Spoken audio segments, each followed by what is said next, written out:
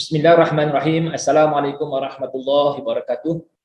Alhamdulillahirabbil alamin wassalatu wassalamu ala Rasulillah wa ala alihi washabbihi ajma'in. Subhanaka la ilma lana illa ma 'allamtana innaka antal alimul hakim.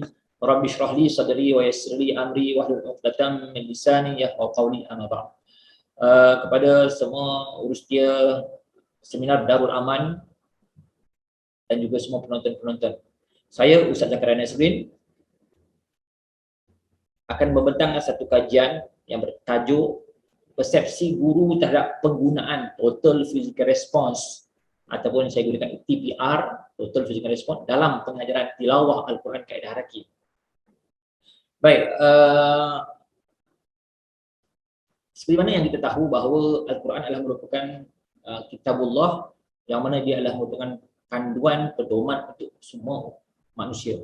Di mana Allah SWT berfirman, Bismillahirrahmanirrahim, Alif Lam Mim, Dzalikal kitabu la raiba fihi hudan lil muttaqin. Ya, di mana Allah Subhanahu wa taala menerangkan Al-Quran itu sebagai petunjuk kepada orang yang bertakwa. Kemudian tu Al-Quran juga ya perlu dibaca dengan betul. Ya, dia tak sama macam kitab-kitab yang lain. Al-Quran perlu dibaca dengan tartil. Warattilil Qur'ana tartila, surah Al-Muzammil ayat 4. Jadi maknanya kita kena baca secara betul, baik, tak sempurna, yang sempurna, tak terburu-buru, seperti mana yang disebutkan oleh Ibu Manzur. Ya, dia kata tartib tak apa dia. Ya, Al-Qabbani mengatakan membaca dengan terang, lemah lembut, tak keras, tak terlalu perlahan dan tak terlalu cepat. Dia ada adab-adabnya, ada cara-cara tersendiri. Kalau berdasarkan kepada Husni Syekh Osman, ya, yang dikatakan tartib itu adalah mengandungi di dalamnya makna, tajwid dan hukum-hukum yang mengenainya, dan memperelokkan bunyi sebutan, si makhraj dan juga sifat dengan suara yang baik ikut kemampuan seseorang, di samping menjaga berhentinya, di mana nak berhenti, di mana nak dimulakan. Jadi rumusannya bahawa Quran ini perlu dibaca dengan betul dari segi sebutan huruf dan juga tajwid. Baik. Jadi Quran ini perlu dipelajari sejak daripada awal. Ya, daripada awal kanak-kanak, bukan sekadar kanak-kanak saja, malah ketika remaja dan juga orang dewasa. Jadi Quran ni perlu dibaca oleh semua umat Islam. Baik, jadi kalau kita tengok tajuk kita tadi, ya, kita tengok isu mengapa kita buat kajian ni. Pertama, kita dapati bahawa berdasarkan pada kajian yang dilakukan oleh Syafi'i Sabilan tahun 2018 mengatakan bahawa 70.6% pelajar tahun 1 hingga tahun 5 menguasai bacaan Al-Quran, model khatam Al-Quran. Mana Kementerian Pelajaran Malaysia menetapkan bahawa pelajar sebelum sekolah menengah mereka sudah boleh khatam ikut bacaan guru. Tapi hanya 70.6% sahaja. Maknanya ada yang gagal untuk boleh baca Al-Quran. Yang kedua dari segi hasil analisis korelasi yang dilakukan oleh Fahrudin tahun 2018 mendapati terdapat hubungan yang positif antara kaedah mengajar guru dengan pencapaian pelajar dalam tilawah Al-Quran. Kemudian tu, dan kita lihat bahawasanya ada satu kajian yang dilakukan oleh Muhammad Zulkarnain. Di mana Zulkarnain tahun 2021 mengatakan bahawa, dalam kajian itu mengatakan bahawa pelajar lari ketika belajar Al-Quran. Kerana apa? Kerana bosan dengan gurunya. Jadi mana berkaitan dengan kaedah pengajaran, ada kaitan dengan kajian yang dilakukan oleh Harudin tadi. Kemudian tu, oleh kerana itu guru perlu melakukan ataupun dinamik dan juga kreatif dan menyesuaikan keadaan semasa, dan pengajaran guru perlu disesuaikan. Ini berdasarkan pada kajian yang dilakukan oleh Raja Hazirah dan juga rakan-rakannya tahun 2021. Kemudian tu satu pendekatan yang dikenali sebagai TPR ataupun Total Physical Response dalam kajian oleh Tan Hua An tahun 2020. Dia mengatakan bahawa TPR berjaya membantu pelajar belajar bahasa Mandarin kepada orang yang bukan bertutur bahasa Mandarin menggunakan TPR. Okay, nanti saya terangkan apakah TPR. Dan satu lagi kita kaji, ada satu kajian yang dilakukan oleh Zakaria tahun 2019, kaedah haraki menggunakan TPR dalam PDP dia dalam pengajaran Al-Quran. Jadi Justru itu kerja ni, kajian ni akan melihat apakah persepsi guru tentang TPR dalam kaedah haraki. Baik. Kita tengok sorotan kajian dahulu. Kalau kita tengok TPR ni, apa dia? TPR ni adalah merupakan satu teori yang berasaskan pada action based teaching.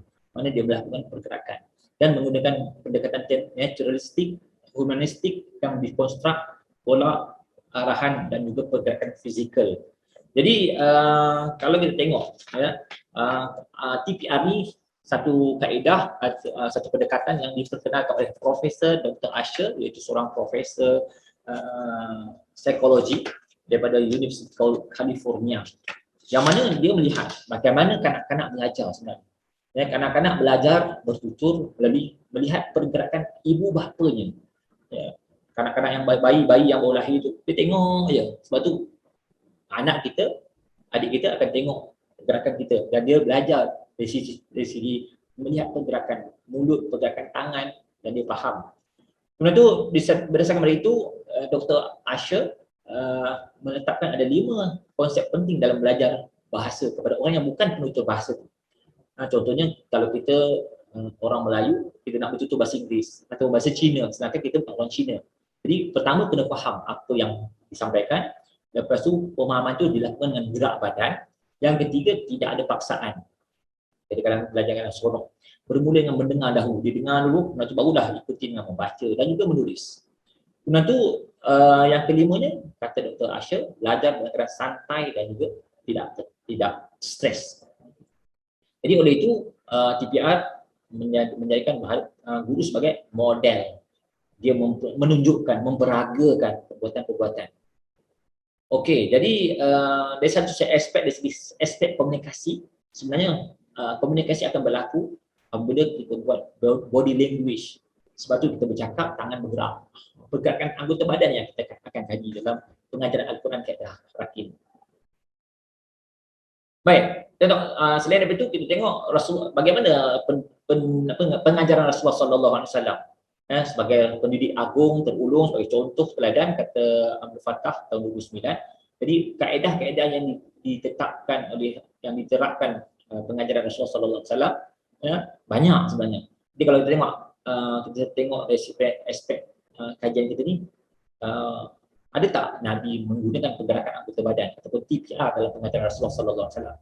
Di sini saya bagi contoh. Yang pertama, ketika Rasulullah sallallahu alaihi wasallam menerangkan tentang jarak masa antara masa dia dan juga masa hari kiamat. Di mana Rasulullah kata, jarak masa aku diutuskan dengan berlakunya hari kiamat adalah antara 2 jari. Ini Nabi buat ini. Ya, bagi dia memberi syarat, ni tangan ni dibuat begitu. Ini TPR ni. Dia bercakap sambil tu tangan supaya orang lebih faham. 2 jari tunjuk dan di tengah dia direndangkannya. Begitu satu contoh lagi, ya, satu contoh lagi di mana kisah Abdullah bin Amr.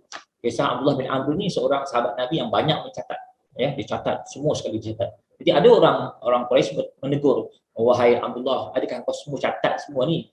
Ketika Rasulullah marah pun kau tulis, ketika Nabi suka pun kau tulis. Disebabkan itu Abdullah bin Amr tak tulis. Kemudian Abdullah bin Amr bertanya kepada Rasulullah sallallahu alaihi wasallam, adakah sikapnya betul? Maka Nabi kata apa? Tulislah sesungguhnya apa yang keluar daripadanya, sampai tu daripadanya ni masuk mulut. Ni Nabi tunjukkan.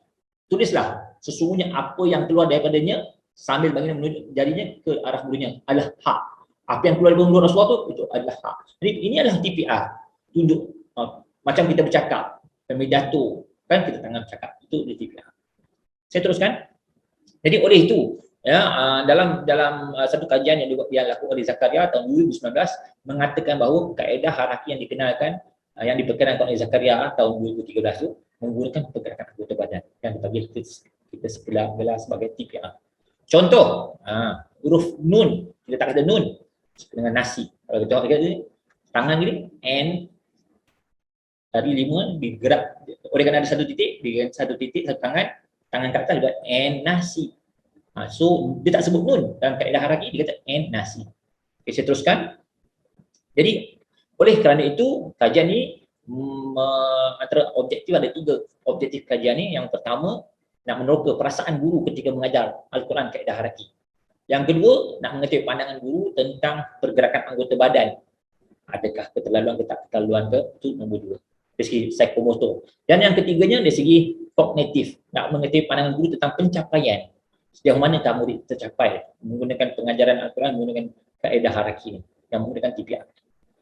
Baik, rentetan daripada objektif itu, kita lahirkan persoalan kajian ada 3, sama juga. Kita tengok pertama perasaan, yang kedua pergerakan, yang ketiga pencapaian. Metodologi kajian, kajian dilakukan secara kualitatif, melibatkan 6 orang guru Al-Quran yang mengajar kaedah haraki, dan dalam instrumen yang kita lakukan, mendapatkan data tu menjadi temu bual mendalam secara separa struktur. Kesahan dan mana kita dari proses metodologi, kita bagi tahu awal dulu dengan guru tersebut, lepas tu kita dapat kebenaran, lepas tu rakaman kita lakukan, lepas tu kita buat transkripsi, lepas tu kita dah tulis, kita baca balik, lepas tu kita analisa, dan akhirnya kita buat tema, dan last kali kita akan kita terangkan dalam perbincangan kita hari ini tentang apakah dapatannya. Baik, dasarkan daripada kajian, dapatan kajian yang pertama dari sudut efektif. Guru seronok, semangat nak, kerana dia dapat membantu pelajar membaca Al-Quran. Dia rasa puas hati. Kemudian tu dapatan kajian juga dari segi sudut pelajar pula, mereka excited, tak stres, terhibur, gembira, bersemangat ketika belajar. Yang kedua, dari segi psikomotor, dari pergerakan tadi, kita tengok sejauh manakah pergerakan tu. Mereka mengatakan bahawa mudah dibuat, tak susah sangat, sesuai, tak keterlaluan. Mereka kekok masa mula-mula saja. Mula-mula belajar memang kekok. Tapi bila diberi penerangan, sebab apa kena tulis, kena buat, maka dia pun boleh buat, tak salah. Dan pendekatan pergerakan anggota badan sesuai untuk semua peringkat umur. Kanak-kanak boleh, remaja boleh, dewasa pun boleh. Yang ketiga, dapatan kajian juga dari segi kognitif, dari pencapaian akademiknya ataupun objektif. Pertama, objektif tercapai. Antara lain, objektif pengajaran Al-Quran ialah murid boleh membaca Quran dengan betul dan bertajwid. So, kata peserta kajian, tercapai objektif. Yang kedua, pelajar belajar dengan fokus. Yang ketiga, pelajar boleh kuasai pelajaran dalam masa yang singkat, dari segi masa singkat. Dan yang keempatnya, mereka tak keliru huruf. Maksudnya mereka boleh menyebut makhraj dengan betul dan tak keliru walaupun bersambung. Dari segi perbincangan, kita dapati, hasil dapatan tadi, kita dapati bahawa ia sesuai, selaras dengan kajian-kajian yang sebelum ni. Ya, mana kita buat dengan melakukan perbuatan itu, memang learning by doing, selaras dengan kajian Nurizah dan juga Zakaria. Begitu juga bila belajar dalam keadaan gembira, ya, dia sangat berkesan. Sama juga macam kajian yang dibuat oleh Malvina dan juga Nur Azhar tahun 2021. Okey, itu dari segi efektif. Jadi psikomotor, maknanya dan efektif, mana perasaan seronok itu menyebabkan pelajaran berkesan. Yang dari segi psikomotor pula, menurut Albert Bandura, mana belajar dengan rangsangan, stimulus, dia dirangsang supaya dia boleh buat, dan bila melakukan pergerakan dia akan memudahkan, dia akan ingat. Dari segi psikomotor, bila dia buat dengan, dia kata Pavlov, pelajaran klasik, dia buat selalu, lama-lama dia jadi satu kebiasaan. Bila melakukan secara kekerapan, bukan sekadar otak saja, mana dia buat pergerakan, dia akan ingat. Sebab apa? Bila dia buat melakukan pergerakan, dia akan mempercepatkan orang itu ingat. Seterusnya dari segi kognitif, kita dapati bahawa TPR dalam kaedah haraki ini mencapai objektif, dan mereka tak perlu menggunakan istilah-istilah Arab yang diketengahkan. Tak banyak istilah dia tengahkan dalam pelajaran kaedah haraki ini. Sebab apa? Yang pentingnya murid boleh baca Quran. Dan dia sangat sesuai untuk orang yang beginner, bukan untuk yang dah pandai. Untuk yang beginner, orang yang pemulihan Al-Quran, bagus. Jadi kalaulah orang tu, satu isu lagi dari segi kognitif, kalaulah mereka tidak kenal ABC, iaitu tak kenal huruf umi, ada masalah. Sebab apa? Contoh cek, nasi tu kita, nun tu kita tak kata nun, kita kata n. Sebab apa? Nasi kan, n nasi. So satu titik atas tu n lah. Okay, yang ketiga, seterusnya yang kelima, maknanya dari segi kognitif, pelajaran secara kreativiti dan kritis. Pelajar tu kita lahirkan pelajaran kreatif dan kritis. Apakah persamaan? So kita selaras dengan hasrat kerajaan ataupun hasrat Kementerian Pelajaran nak melahirkan murid-murid yang kreatif dan kritis. Oleh itu, sebagai cadangan dan juga kesimpulan, pertama, pengajaran kaedah haraki ini perlu didedahkan kepada semua guru pendidikan Islam. Itu nombor satu. Nombor dua, menjadikan kaedah haraki sebagai kaedah alternatif. untuk bantu pelajar yang tercicir ataupun pelajar yang lemah dalam bacaan Quran. Yang ketiga, guru pendidikan Islam perlu diberi latihan, diberikan kursus dalam perkhidmatan berkaitan dengan kaedah haraki yang menggunakan TPR dengan kerjasama yang diberikan oleh Kementerian Pelajaran, sama ada di peringkat negeri, peringkat daerah ataupun panitia. Begitu juga dengan kerjasama IPGM, juga IPG yang ada di seluruh Malaysia, dan juga universiti di Malaysia.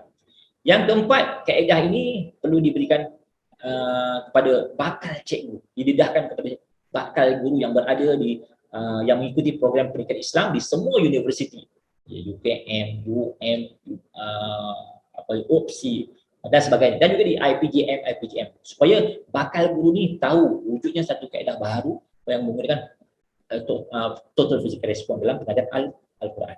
Dan yang kelima, kita harapkan agar ada lagi penyelidik lain atau pengkaji lain yang mengkaji tentang kaedah haraki ini. Saya rasa itu sahaja. Sekian, terima kasih. Saya Zakaria Nasruddin, 012-431-5349. Boleh hubungi dengan saya punya email dan juga laman resmi kaedah haraki. Itu saja. Assalamualaikum warahmatullahi wabarakatuh.